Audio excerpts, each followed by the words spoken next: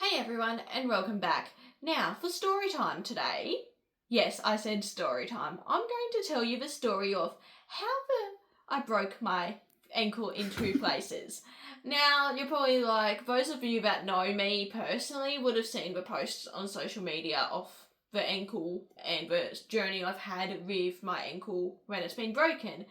So just to start with, I will just do a disclaimer and say that I won't be mentioning any names of any places in this video for privacy reasons. So, to get started, I will just say I decided spontaneously after purchasing my mum a gift voucher for a day spa, I'm going to do some self-care for myself. So I decided to book into this particular day spa in a week's time after the purchase date of my mum's birthday voucher, which I did. Got in there after waiting a little bit. Signed the form for massage, signed a form for the facial, got all that ready to go. So I had a package where it was 30 minutes massage, 30-minute facial, 30-minute spa. And you get a glass of wine and a fruit platter in that package. I was like, yay, this sounds really good, sounds perfect, exactly what I need, because my mental health has been absolute crap for months. So I was like, this will be great for me. Had my massage, had my facial, and I'm like, okay, you can get in the spa now. So I got in the spa and I was feeling like I had the glass of wine sitting there, the fruit platter sitting there, and a glass of water sitting there. So I got in, took some sips of the wine, but I was like, this spa is so hot. And I tried to turn it down and I just couldn't, there was a button but nothing, it wasn't doing anything. So I was like, okay, I'll sit in here for a little bit longer, see if it cools down. So I sat in there for about 15 to 17 minutes, I reckon, before I was like, no, okay, this is too hot. I need to get out. So I got out of the spa and sat down and sat up there on one of the stools with a towel. And they knocked on the door 15 minutes later, saying time to get out. And I was like, I'm already out, blah, blah, blah. They're like, okay, get dressed and come down to pay the bill. So I got dressed back into my normal clothes, walked down to pay the bill. And they're like, how are you feeling? Which is a pretty standard question when you go for a spa treatment, as those of you who have gone for beauty and spa treatments would know. And I said, I'm feeling a bit dizzy and nauseous. And they're like, oh, sometimes that happens after being in a spa.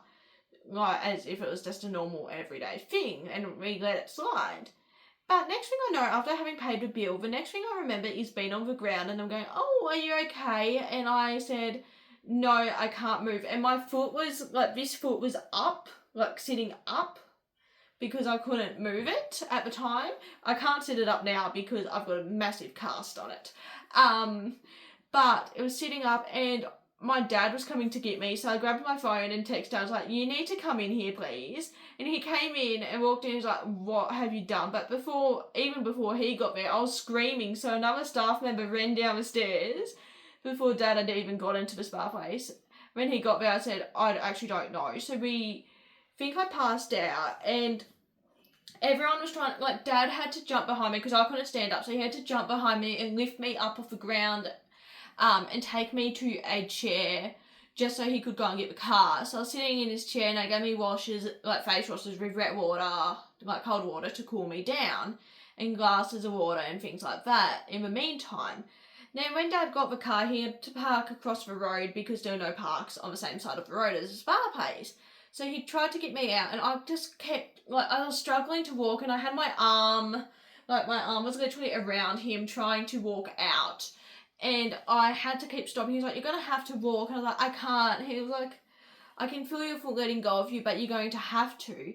And I said, I can't do this. He's like, I'll try and lift you. But then a car was leaving a parking spot. So he got me to stand up against one of the parking meters here just so I was supported, and went and got the car. And then he had to transfer me into the car and I had to pivot, and we're like, we won't go to the doctors yet, it's probably just a torn ligament, we'll go home, put some ice on it and elevate it.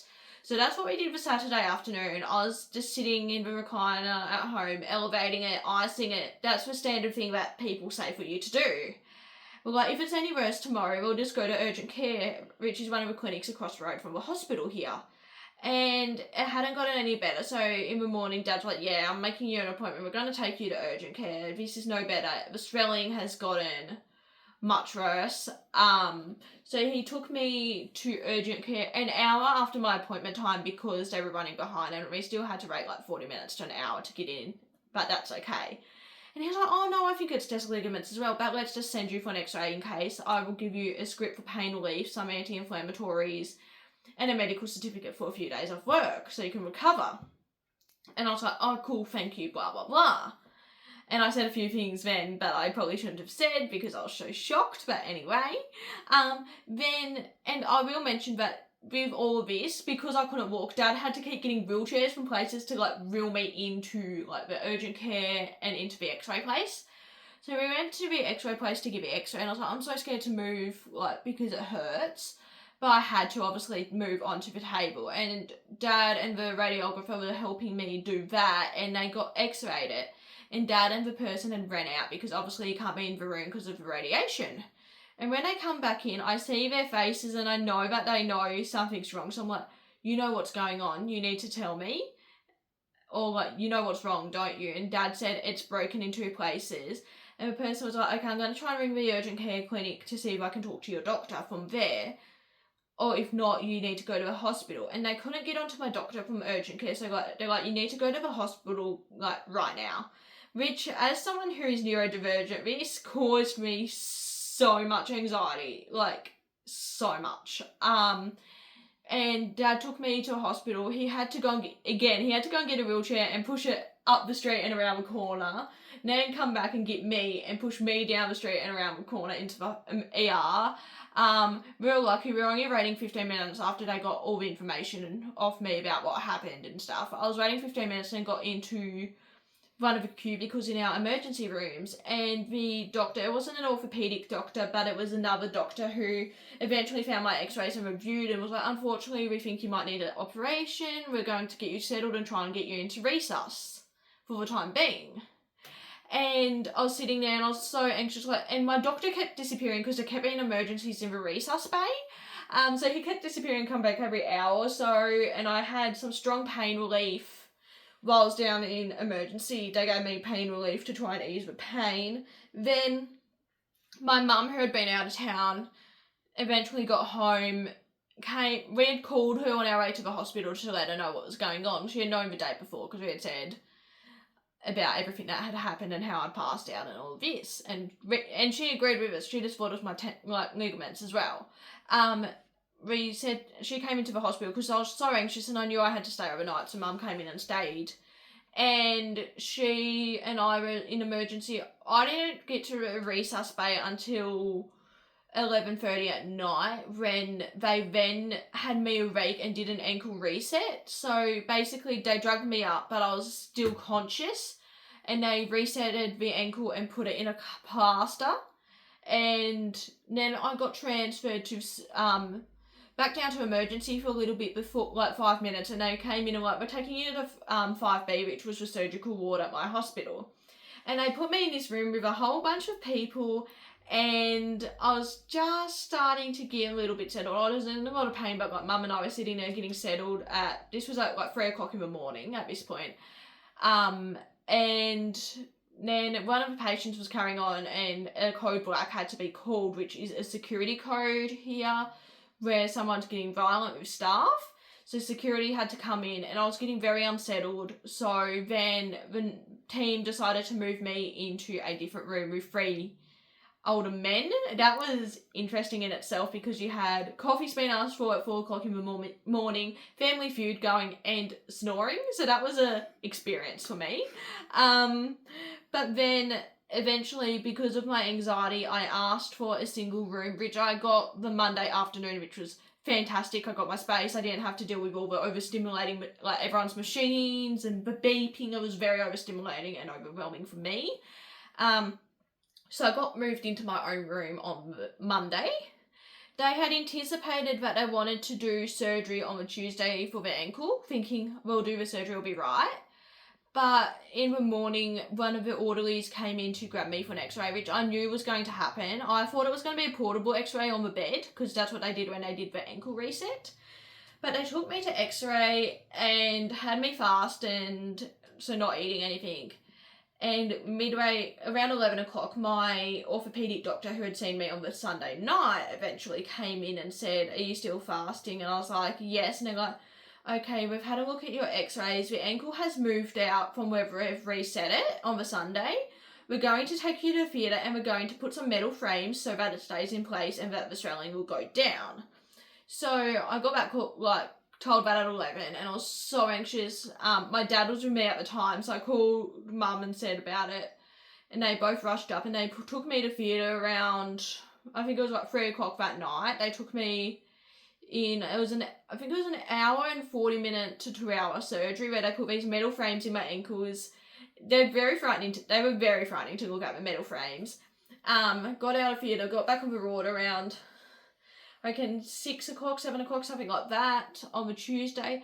And then we just kept keeping an eye on it, and I had to have pin care constantly for the frames, because they had the frames were literally in your bone, in your foot. Sorry for a gruesome detail there, but they were literally in your foot.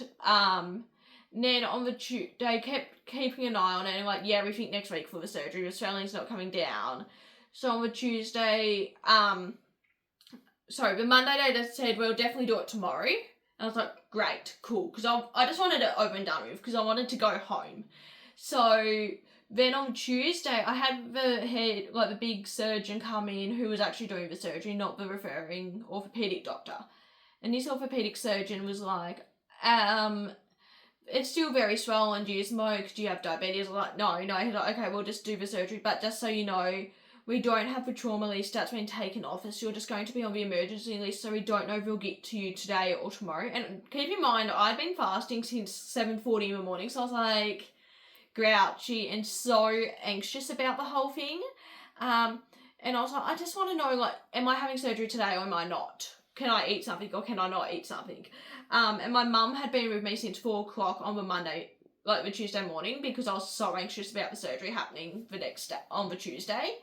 Then they came in around 3:30 and said, okay, we've got a call to get you ready.